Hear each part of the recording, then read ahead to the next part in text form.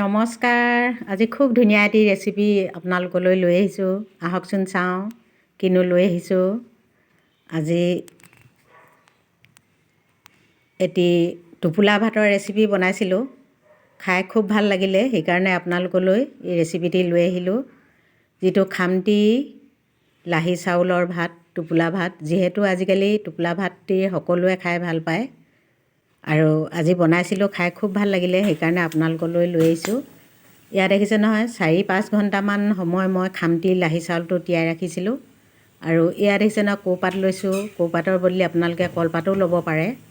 আৰু এইদৰে মই এটা বাট ফুটা খৰাহীত চাউলখিনি দি আৰু তলত দেখিছে নহয়, এটা চৰু, ইয়াত পানী লৈছোঁ। পানী দি এইদৰে এখন কাপোৰে মেৰাই দিছোঁ, হাৱাটো যাব নোৱাৰাকৈ। আৰু 4-5 ঘণ্টামান সময় চাউলখিনি মই তিয়াই ৰাখিছিলোঁ, খামটি লাহি চাউল। আৰু এইদৰে ভাপত বনাইছোঁ মই। খুব ধুনীয়া হৈছে ভাতখিনি আৰু খাবলৈ খুব ভাল লাগিলে, সেইকাৰণে ৰেচিপিটি আপোনালোকৰ মাজলৈ লৈ আহিলোঁ। আৰু যিহেতু আজিকালি টোপোলা ভাতটো সকলোৱে খাই ভাল পায়, ইয়াত দেখিছে নহয়, খুব ধুনীয়া হৈছে, ভাতটো খুব ধুনীয়াকৈ সিজিছে।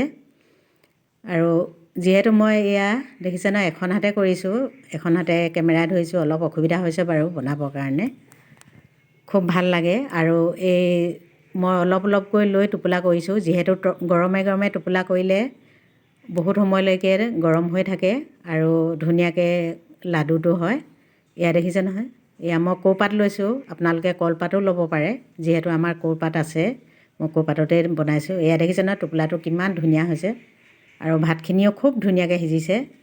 মই 3-4 ঘণ্টা সময় তিয়াই ৰাখিছিলোঁ। দেখিছে নহয়, কিমান ধুনীয়া হৈছে। আৰু এইদৰে মই টোপোলা কৰি ৰাখিছোঁ।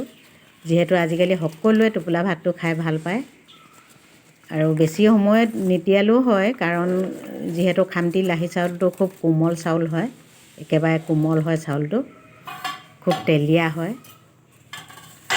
দেখিছে নহয়, খুব ধুনীয়া হৈছে আৰু খাবলৈ খুব ভাল লগা। আপোনালোকে খুব সহজতে খাবলৈ মন গ'লে ঘৰতে বনাই খাব পাৰে। আৰু এইদৰে টোপোলা কৰোঁতে হাতত অকণমান পানী সানি ল'ব, নহ'লে গৰমে গৰমে হাতত পুৰে। দেখিছে নহয়, এইদৰে মই অলপকৈ লৈ এইদৰে টোপোলাকেইটা কৰিছোঁ। আৰু যদি আপোনালোকে মোৰ এই ৰেচিপিটি ভাল পায়, যিসকল মোৰ নতুন ভিউৱাৰ্ছ, ছাবস্ক্ৰাইব কৰিব, লাইক, শ্বেয়াৰ আৰু কমেণ্ট এটিও কৰিব, কোনে কোনে টোপোলা ভাত খাই ভাল পায়।